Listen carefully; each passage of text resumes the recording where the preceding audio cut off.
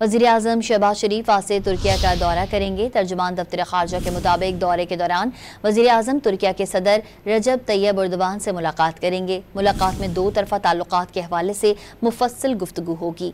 इलाकाई और आलमी सूरत हाल के उमूर पर भी बातचीत होगी। वज़ीर-ए-आज़म शहबाज शरीफ आज से तुर्किया का दौरा करेंगे। तर्जुमान दफ्तर खारजा के मुताबिक दौरे के दौरान वज़ीर-ए-आज़म तुर्किया के सदर रजब तैयब एर्दोगान से मुलाकात करेंगे। मुलाकात में दो तरफ़ा ताल्लुकात के हवाले से मुफस्सिल गुफ्तगू होगी।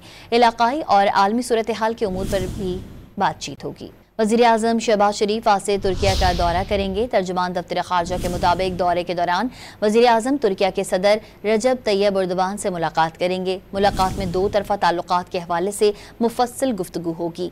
इलाकाई और आलमी सूरत हाल के उमूर पर भी बातचीत होगी। वज़ीर-ए-आज़म शहबाज शरीफ आज से तुर्किया का दौरा करेंगे। तर्जुमान दफ्तर खारजा के मुताबिक दौरे के दौरान वज़ीर-ए-आज़म तुर्किया के सदर रजब तैयब एर्दोगान से मुलाकात करेंगे। मुलाकात में दो तरफ़ा ताल्लुकात के हवाले से मुफस्सिल गुफ्तगू होगी।